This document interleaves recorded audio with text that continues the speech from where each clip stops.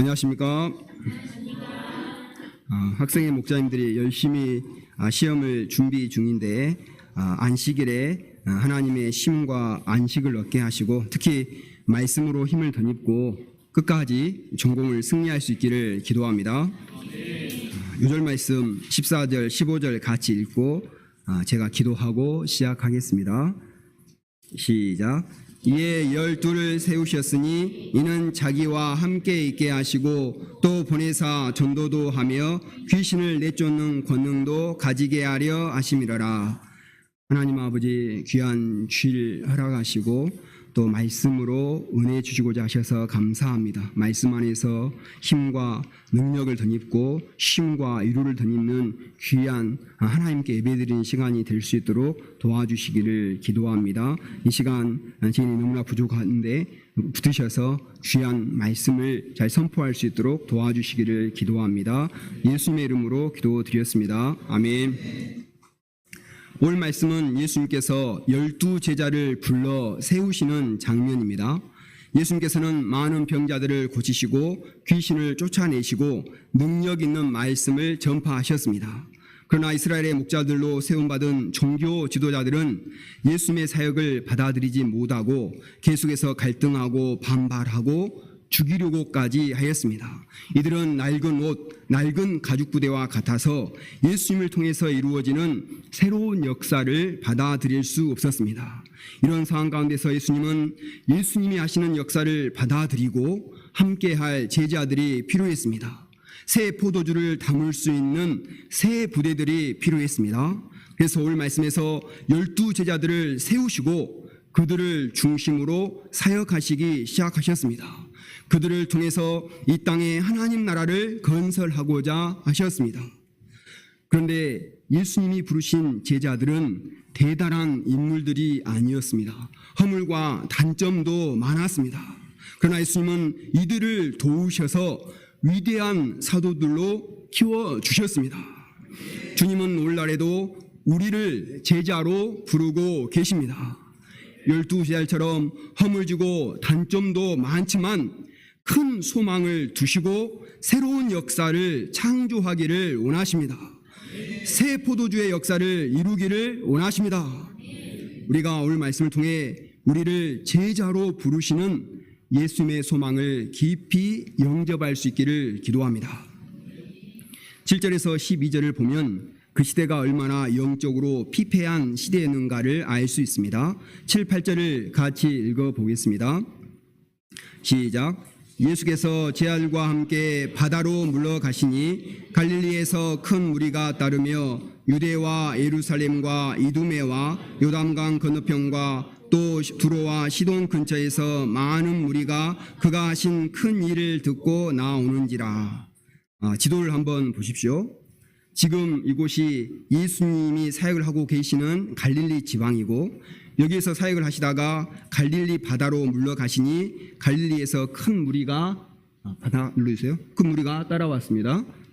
또 남쪽에 유대와 예루살렘, 또 이게 요단강인데 요단강 건너편 데갈로니나 거라사 지방에서도 왔고 또 북쪽에 두로와 시돈 지역, 여기는 이방 지역인데 여기에서까지 많은 무리가 예수님께 나와왔습니다. 그들은 예수님이 하신 큰 일을 듣고 동서남북 사방에서 구름대와 같이 예수님께로 나왔습니다. 이처럼 사방에서 무리들이 예수님께 나와왔을 때 예수님은 무엇을 하셨습니까? 13절을 같이 읽어보겠습니다. 시작. 또 산에 오르사 자기가 원하는 자들을 부르시니 나아온지라.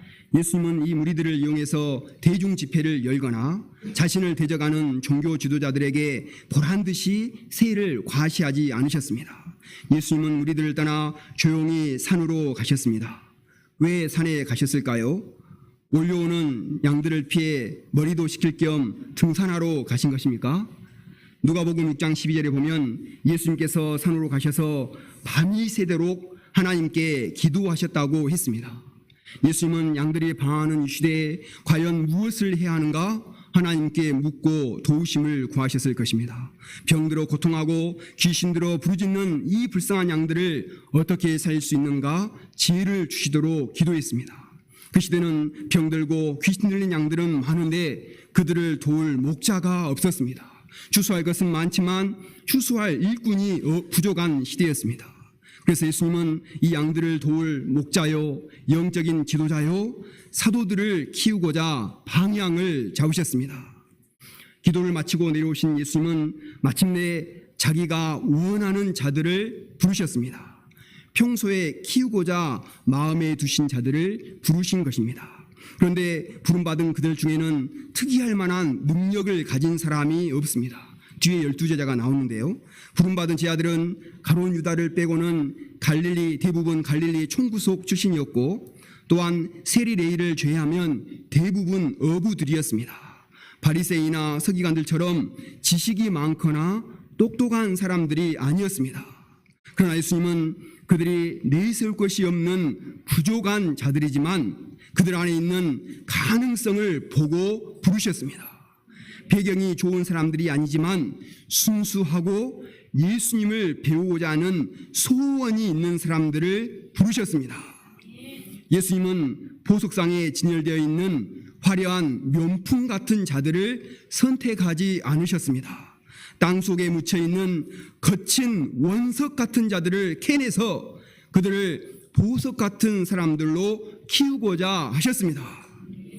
세상은 만들어진 준비된 정말 명품 같은 사람들을 고르고 뽑아서 이렇게 쓰지 않습니까? 그러나 우리 하나님은 그렇지 않습니다. 세상 사람들이 모르는, 심지어 자기도 자기 안에 있는 가능성을 모르고 있었는데 땅속 깊이 묻혀있는 원석과 같은 가능성을 캐내고 닦고 키워서 마침내 자기도 놀라고 세상 사람들로 놀래키는 보석과 같은 사람들로 키워주십니다. 저는 우리 김어거스틴 목자님이 죄송하지만 우리 그레이스 목자님에게도 죄송하지만 스텝 목자님이 될 줄은 꿈에도 생각을 못했습니다. 그러나 하나님은 목자님도 모르고 있었던 그 은사와 가능성을 먼저 발견하시고 닦으시고 훈련하셔서 정말 칠부의 딱인 이 시대의 양무리들을 섬기고 동역자를 섬기는 목자님으로 키워오셨습니다. 전에 목자님 요절 말씀 중에 나의 갈 길을 오직 주만이 아신다라고 적힌 것을 봤는데 정말 주만 아시고 인도하셨습니다. 예. 마찬가지로 제가 이렇게 말씀을 섬기고 있는 것도 놀라운 역사인 것을 보게 됩니다. 저는 양때 말씀에 관심이 없어서 학생회 때는 축구하고 예배 시간에는 졸다가 이호삼 목자님께 걸려서 뒤에 나가 손들고 서 있었습니다. 손들고 서 있으면 저밖에 없었던 것 같아요. 그런데 이제는 이렇게 말씀을 섬기는 목자가 되게 하시다니 저를 아시는 선배 목자님들은 아마 깜짝 놀라 뒤로 넘어지실 것입니다. 정말 하나님은 우리도 모르는 원석을 캐내서 보석으로 만들어 주시는 분심을 깨닫고 감사 찬양을 드립니다. 저희도 이런데 하물며 우리 형제 자매님들은 하나님께서 얼마나 원석을 캐내서 빛나는 보석으로 만들어 주시겠습니까? 기대가 되지 않습니까? 13절 하반절을 다시 보십시오. 자기가 원하는 자들을 부르시니 나아온지라. 예수님께서 부르셨을 때 제자들은 나아왔습니다. 그들은 기쁨으로 순종했습니다. 그들은 주님께 부르심을 받았을 때 이를 영광스럽게 생각했습니다. 능력보다 중요한 것이 순종입니다. 이사야도 내가 누구를 보내며 누가 우리를 위하여 갈고 하나님께서 말씀하시자 내가 여기 있나이다 나를 보내소서 하며 순종했습니다. 그는 선지자로 살기 전에 선지자로 살면 연봉이 얼마인가요? 그 길 안전한가요? 장래가 보장되나요? 4대 보험은 된가요? 이렇게 물어보지 않았습니다. 어떤 일이 있을지 모르지만 하나님이 그렇게 안팎밖에 찾으시는데 나 같은 사람이라도 부주갱이 같은 나라도 쓰신다고 하신다면 제가 가겠습니다. 저를 쓰십시오 하며 순종을 하였습니다. 그때 하나님께서 이사야를 얼마나 위대한 선지자로 쓰셨습니까? 하나님께서 그 입에 귀한 말씀을 주셔서 오늘날에도 우리가 그렇게 사모하는 예수님의 십자가 고난을 예언하는 등 귀한 말씀을 증거하는 큰 보석과 같은 믿음의 사람으로 써주셨습니다. 14절 상반절을 보십시오. 이에 12를 세우셨으니, 예수님은 부르심에 순종하여 나온 12명을 제자로 세우셨습니다. 여기서 12는 이스라엘 12지파를 상징합니다. 하나님께서는 본래 이스라엘을 제사장 나라요 거룩한 백성 삼으시기를 원하셨습니다. 이를 위해서 구체적으로 12지파를 세우셨습니다. 그러나 이스라엘 백성들은 하나님의 뜻을 버리고 죄를 범하고 자기 중심적으로 행하였습니다. 무엇보다 하나님의 아들 예수님을 영접치 않았습니다. 이 예수님께서 12명의 지자들을 세우셔서 새 이스라엘 나라를 건설하기를 원하셨습니다. 여기서 세우셨다는 것은 영어로 하면 appoint로 임명했다는 의미입니다. 예수님은 12명을 불러서 처음부터 이 사람은 예수님의 제자다, 예수님의 사도다, 천국의 대사다라고 임명을 하셨습니다. 그 당시 예수님의 인기가 얼마나 높았습니까? 그런데 그런 예수님의 제자가 바로 되다니, 이건 갈릴리 지역에서 정말 가문의 영광으로 생각할 정도로 놀라운 일입니다. 우리는 가끔 청와대 문재인 대통령이 의원하는 자들을 세워서 임명장을 주면서 중국 대사요, 베트남 대사요, 총리로 임명할 때 얼마나 부럽습니까? 그러면 모든 걸 제쳐놓고 오지 않습니까? 안 부럽습니까? 저는 많이 부럽습니다. 우리 아들 중 한 명이라도 나오도록 지금 은밀히 기도하고 있습니다. 그런데 하나님의 아들 예수님이 우리를 천국의 대사로 임명을 하시는 것입니다. 선우행전은 저 넓은 중국 대륙의 천국 대사다. 마태행전은 남북이 곧 평화통일이 되면 북한을 섬길 평양의 대사다. 얼마나 비전이 되고 두근거리며 좋지 않습니까? 그런데 지자들을 아무런 검증도 거치지 않고 바로 임명하는 것은 너무 큰 모험 같아 보입니다. 이들이 과연 세계를 품는 제자들이 될 수 있을까? 중심이나 지킬 수 있을까? 걱정이 됩니다. 좀 키워보고 나서 1차 심사도 하고 2차 테스트, 3차 심층 면접, 4차 담력 시험, 5차 인적성 검사, 6차 누구도 피해갈 수 없는 외국어 시험까지 거쳐야 하지 않을까 생각됩니다. 한 10년은 비정규직 제자로 도왔다가 그 후에 정규직 제자로 전환해야 할 것 같습니다. 그러나 예수님은 처음부터 제자요, 사도요, 천국 대사로 임명하여 세우셨습니다. 이는 예수님께서 책임지고 끝까지 키우시겠다는 뜻입니다. 너희들의 역량을 보고 하겠다가 아닙니다. 따라오는 사람은 키우고 낙오하는 사람은 어쩔 수 없다, 이게 아닙니다. 주님께서 책임지고 키우셔서 인류의 스승으로 만드시겠다는 예수님의 소망과 믿음과 의지가 담겨 있는 것입니다. 얼마나 감사한 일입니까? 세상은 우리를 믿어주지 않지만 주님은 우리에게 큰 소망을 두시고 우리를 믿으시고 우리를 제자로 임명하십니다. 세상에 수많은 사람들이 있습니다. 나보다 훌륭하고 능력 있는 자들은 얼마든지 있습니다. 그러나 주께서 주권적으로 나를 선택하셨음을 믿어야 하겠습니다. 요한복음 15장 66절, 너희가 나를 택한 것이 아니요 내가 너희를 택하여 세웠다고 했습니다. 에베소서 1장 4절, 창세전에 그리스도 안에서 우리를 선택하셨다고 했습니다. 예레미야 1장 5절에는 모태에 짓기 전에 우리를 알았고 배에서 나오기 전에 우리를 성별하여 세우셨다고 했습니다. 우리는 몰랐지만 주님은 모태에 짓기 전부터 우리를 성별하여 세우셨고 창세전에 우리를 예정하셨습니다. 그리고 때가 되매 목자님들을 통해 우리를 인도하시고 우리를 제자요 사도로 임명하셨습니다. 이 주님이 나를 주권적으로 선택하여 세우셨기 때문에 나는 주님의 제자요, 나는 주님의 사도라는 자부심을 가져야 하겠습니다. 로마서 11장 29절에 하나님의 은사와 부르심에는 후회하심이 없다고 하였습니다. 세상에서는 대통령도 누구 임명하려고 해놓고 나중에 문제가 많이 발견되면 후회하고 처리하는 경우가 얼마나 많습니까? 그러나 주님의 부르심과 은사에는 후회하심이 없습니다. 주님은 우리가 부족하다고 버리지 않으십니다. 부르심을 철회하지 않으십니다. 끝까지 믿어주시고 끝까지 키워주십니다. 그러면 예수님께서 제자들을 부르신 목적이 무엇입니까?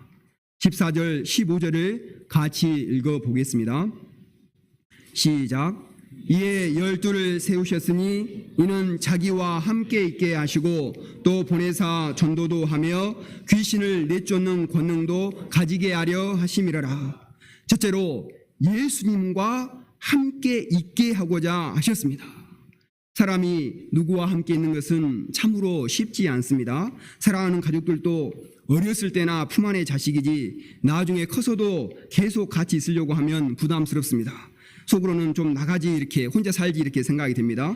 저도 아들들을 사랑하지만 방학이 되어 한 달 내내 하루 종일 같이 있으면 너무 힘듭니다. 그래서 개학 날만을 손꼽아서 기다리고 있습니다. 예수님도 문제 많은 12명의 제자들을 계속 데리고 산다는 것은 예수님 편에서 보면 얼마나 부담스럽겠습니까? 그런데 예수님은 제자들과 동고동락하시면서 자신의 삶을 완전히 오픈하셨습니다. 예수님의 인격과 삶을 아예 총체적으로 통째로 배우도록 오픈하셨습니다. 제자의 특권은 바로 여기에 있습니다. 24시간 항상 예수님과 동고동락하며 예수님을 전인격적으로 배울 수가 있습니다. 사람은 누구와 함께 있는가에 따라서 그 사람에게 절대적인 영향력을 받습니다. 옛말에 근주자적이요 금묵자흑이라는 말이 있습니다. 우리 한자를 잘 아시는 우리 동고목동이 무슨 뜻입니까?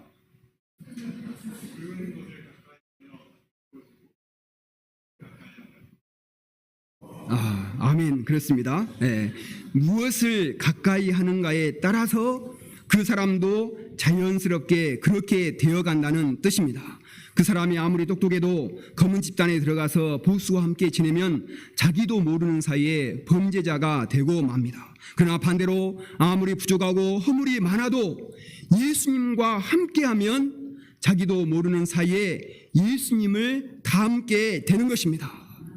우리가 과거에 죄와 허물 가운데 있던 자들인데 이제는 하나님의 아들 예수님과 함께 거하며 예수님을 배울 수 있다는 것이 얼마나 큰 축복입니까?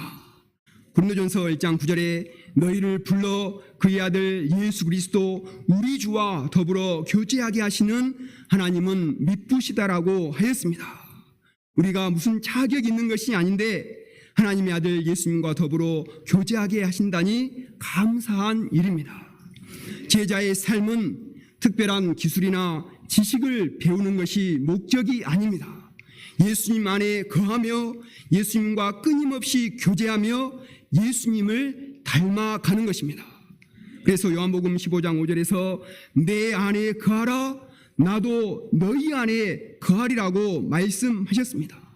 모세가 어떻게 위대한 출애굽의 지도자가 될 수 있었습니까? 모세는 회막에 들어가서 하나님과 대면하여 교제를 나누었습니다. 마치 사람이 친구와 이야기를 나눈 같이 하나님과 친밀한 교제를 나누었습니다. 페이스 투 페이스로 얼굴을 대하듯이 교제하고 대화했다고 하였습니다. 모세가 그러면 하나님과 깊이 사귀고 성막에서 깊이 사귀고 나오면 그 얼굴에서 광채가 나왔다고 했습니다. 그러면 사람들이 눈이 부셔서 볼 수가 없게 되자 수건으로 가렸다고 했습니다. 이러면서 모세는 하나님의 성품을 가진 성숙한 지도자로 성장했습니다. 본래 모세는 한 혈기 하던 자였습니다. 자기 동족을 죽인 자를 주먹으로 때려 죽여서 모래에 묻어버리던 그런 자였습니다.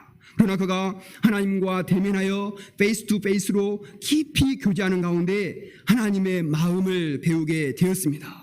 그럴 때 그 문제 많은 200만이나 되는 이스라엘 백성들을 품고 섬기는 그 온유함이 지면에 승한 큰 그릇의 위대한 목자로 변화되었습니다. 우리도 예수님과 함께하며 깊은 교제를 나눌 때 예수님의 영광의 광채가 우리에게 비추게 되는 것입니다. 고린도후서 3장 18절 우리가 다 주의 영광을 보매 그와 같은 형상으로 변화하여 영광에서 영광에 이르니 곧 주의 영으로 말미암는다고 하였습니다. 우리가 매일 꾸준히 말씀을 묵상하고 기도하게 되면 주님께서 주의 영광의 광채를 우리에게 비춰주십니다. 그럴 때 예수님과 같은 형상으로 변하고 영광에서 영광으로 변하여 나중에는 베드로후서 1장 4절 신의 성품에 참여하는 자가 된다고 하였습니다. 우리가 예수를 믿고 따른다고 해서 다 탤런트와 같은 미남 미녀가 되는 것은 아니지만 얼굴에서 광채가 나고 왠지 예수님의 아름다운 향기를 풍기게 되는 것입니다. 요즘 UBF 7부 소식통에 의하면 규철 목사님께서 부활절 새벽 기도 때부터 지금까지 계속해서 쉬지 않고 새벽 기도를 감당하시고 또 말씀도 많이 읽고 은혜를 받으셔서 직장일로 피곤한 경자 목사님이 돌아오시면 은혜 받은 말씀으로 피로를 풀어주신다고 하십니다. 저는 동역자를 이렇게 이렇게 약을 먹이든지 이렇게 하는데 말씀으로 이렇게 풀으신다고 하십니다. 그래서 얼굴에서 은혜의 빛이 비춰지고 아무래도 미남인 얼굴이 더욱 미남이 되셔서 경자 목자님이 너무 흐뭇해 하신다는 속보입니다. 미국에서는 세계적인 투자의 귀재 워런 버핏과 한 끼 식사를 하는 것을 엄청난 영광으로 생각합니다. 그래서 많은 사람들이 그와 식사하며 투자 비법을 배우고자 이렇게 하기 때문에 매년 워런 버핏과의 점심 식사라는 이벤트를 열고 경매를 붙입니다. 한 번은 뉴욕 경매 시장에서 가이 스피엇이라는 사람이 65만 달러면 얼마일까요? 우리나라 돈으로? 우리 요성전 7억 2천. 이제 다를 수 있어요. 환율이 다를 수 있으니까. 그 정도 합니다. 점심 한 끼 식사에 7억 원 정도를 냈습니다. 그리고 그와 식사하고 대화하고 나서 이런 워런 버핏과의 점심 식사라는 책을 냈습니다. 유명 전문가에게 한 수 배우려면 엄청난 대가를 지불해야 한다는 것입니다. 그러나 우리 예수님은 어떻습니까? 제자들에게 65만 달러 수업료를 받으셨습니까? 강사가 하나님의 아들이시니 얼마나 많은 돈을 내야 하겠습니까? 그러나 한 푼도 받지 않으십니다. 완전 공짜요 무료로 가르쳐 주십니다. 요한계시록 3장 20절 볼지어다 내가 문 밖에 서서 두드리노니 누구든지 내 음성을 듣고 문을 열면 내가 그에게로 들어가 그로 더불어 먹고 그는 나와 더불어 먹으리라. 예수님과의 전심 식사가 완전 무료인 것입니다. 예수님이 똑똑 놓고 하실 때 내가 마음의 문만 열면 얼마든지 나를 초청하셔서 무료로 먹여주시고 사랑의 교제를 나누어 주십니다. 우리의 인생을 어디에 어떻게 투자해야 하는가? 우리의 가장 좋은 투자처가 어디인가? 우리 인생을 어떻게 살아야 남는 인생을 사는가 확실하게 가르쳐 주십니다. 예수님은 제자들이 뭘 잘하고 훌륭했을 때만 함께 해주시는 것이 아니었습니다. 제자들이 허물이 있어도 그들과 함께 해주셨습니다. 그들이 실수해서 종교 지도자들에게 공격을 받으면 나서서 변호해 주셨습니다. 심지어 예수님을 배반하고 도망갔을 때도 아이고 잘못했겠네 하고 버리고 다른 사람을 택하지 않으셨습니다. 그들에게 찾아가셔서 사랑의 비치 파티까지 열어주시고 변함없는 사랑을 베풀어 주셨습니다. 예수님이 부활 승천하신 후에는 성령으로 찾아오셔서 그들과 영원토록 함께해 주셨습니다.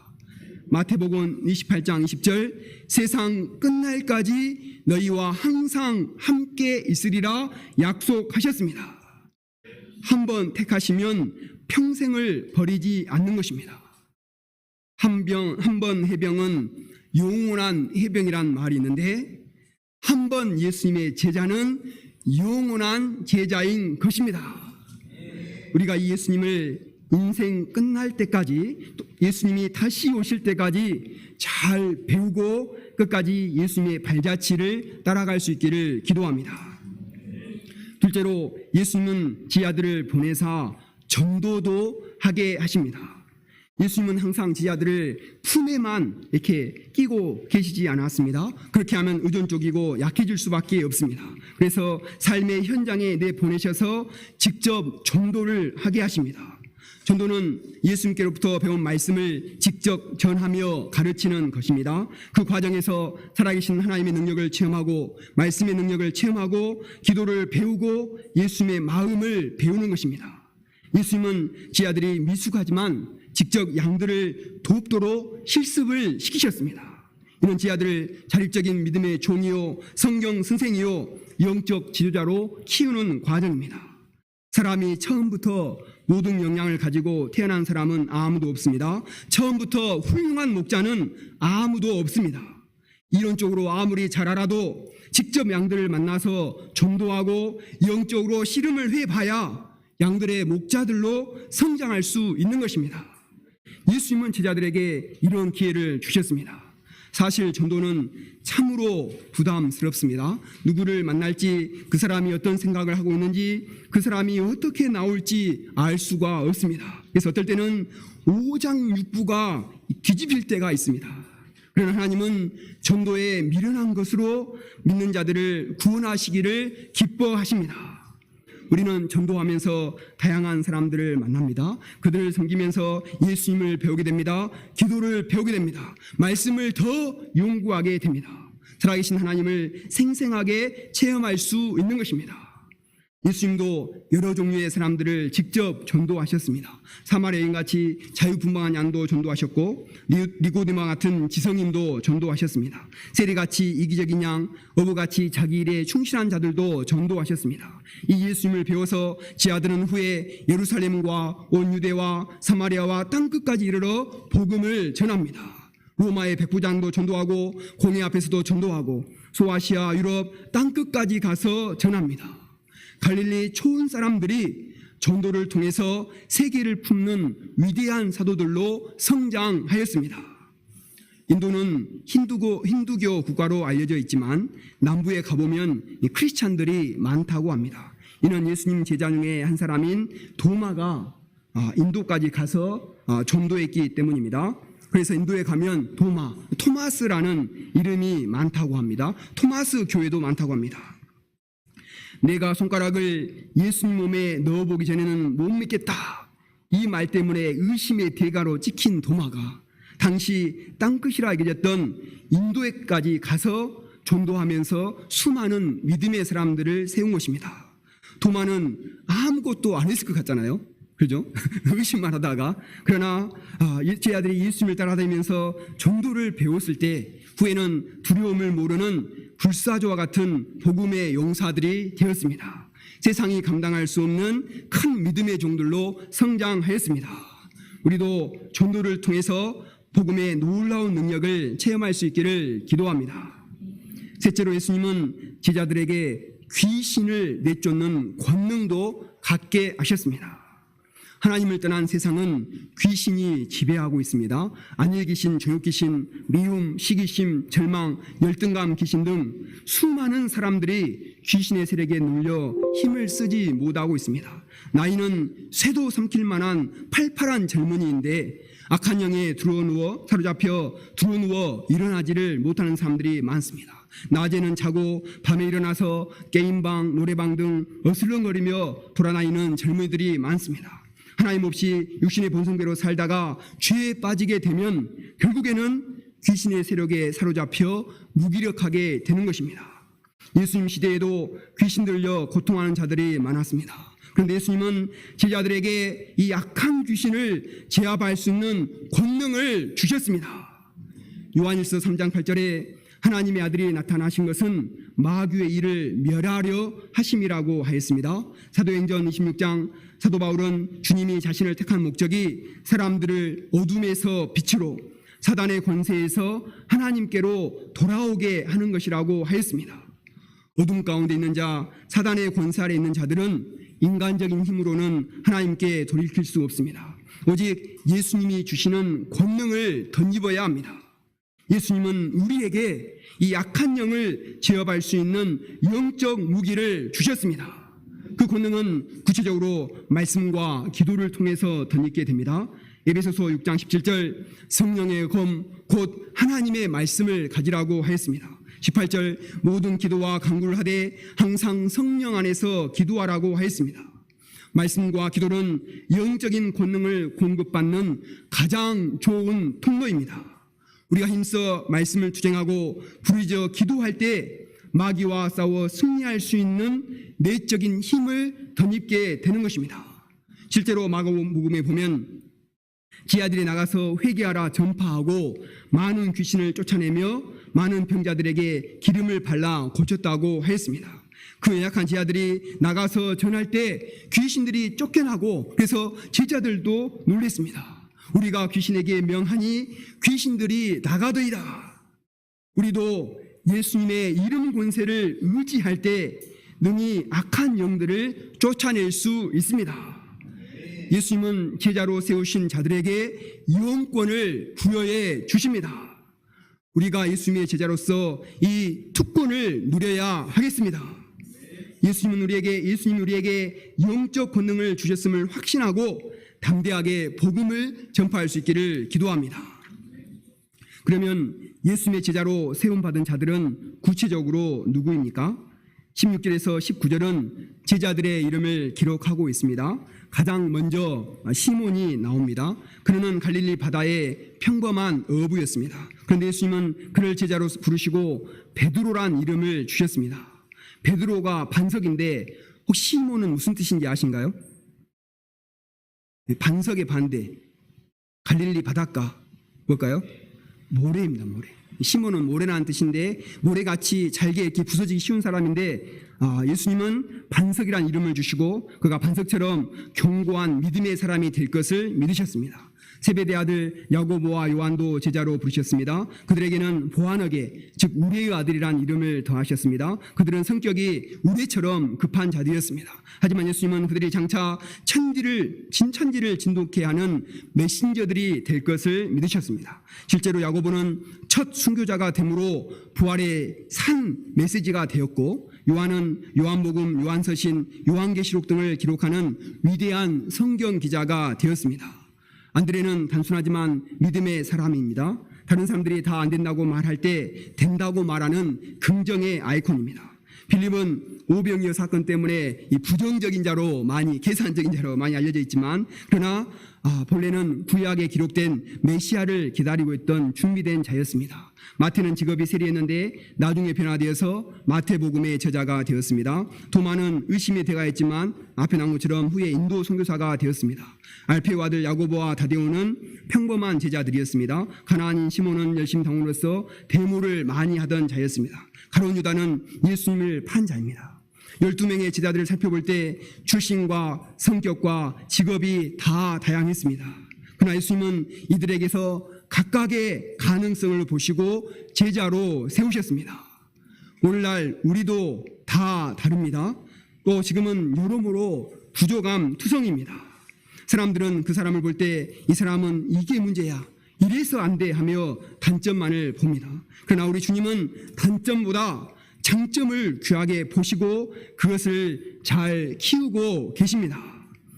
하나님께서 칠부 가운데도 아직 닦아지지 않는 원석과 같지만 위대한 가능성을 가진 제작감들을 허락하시고 키워가심을 생각할 때 감사합니다. 지금 청년부가 활성화되고 은혜가 있는데 멤버 수를 이렇게 물어봤더니 16명이나 된다고 합니다. 예수님은 12명을 부르셨는데 칠부에는 16명을 이렇게 부르시고 제자로 키워가고 계십니다. 우리 임야고, 김효구, 김경동, 김동범, 항여은, 조은혜, 우리 조미림, 청년부를 섬기는 목자님들을 비롯해서 터프해 보이지만 어린 양인 우리 김선우 형제님, UBF의 메신 우리 마트 형제님, 칠부의 꽃미남인 이정훈 형제님, 예의 바른 강경준 형제님, 겨울에 강한 프로 스노우 보더러 황종화 형제님, 그리고 보기만 해도 듬직한 홍기혁 형제님, 탤런트계엔 김지수가 있다면 UBF에도 김지수가 있다. 우리 김지수 목동님, 누구보다 말씀을 사랑하고 예수님을 사랑하는 우리 이소희 자매님, 지금은 좀 떴다 안 떴다 하지만 영원한 언니인 우리 별이 목자님까지 각자를 보면 개성이 다 다르고 은사로 다르고 인도하심도 다 다릅니다. 그러나 하나님께서 한 사람 한 사람에게 큰 소원과 뜻을 두시고 연단하시며 훈련하시며 제자로 키워가심을 생각할 때 감사와 찬양을 드립니다. 우리 제자들이 오늘 말씀처럼 주님과 함께 거하고 예수님을 잘 배우고 예수님의 말씀을 전하는 전도인이 되고 또 예수님이 주시는 권능을 덧입을 때 얼마든지 이 시대를 밝히는 큰 제자가 될 줄로 믿습니다. 그리스도의 향기를 풍기는 예수님의 지하들로 성장할 줄로 믿습니다. 결론적으로 오늘 말씀을 통해 주님이 이 세상에 수많은 사람들이 있지만 그 중에서도 나를 선택하시고 부르시고 제자로 키운다는 사실을 깊이 영접할 수 있기를 기도합니다. 그래서 주님과 함께 거하고 말씀을 전하는 전도인이 되고 예수님이 주시는 권능을 덧입고 이 시대를 밝히는 큰 제자들로 성장할 수 있기를 기도합니다. 그리스도의 아름다운 향기를 바라는 작은 예수들로 성장할 수 있기를 기도합니다. 6절 말씀 같이 읽고 제가 기도하고 마치겠습니다. 14, 15절 시작. 이에 12를 세우셨으니 이는 자기와 함께 있게 하시고 또 보내사 전도도 하며 귀신을 내쫓는 권능도 가지게 하려 하심이라라.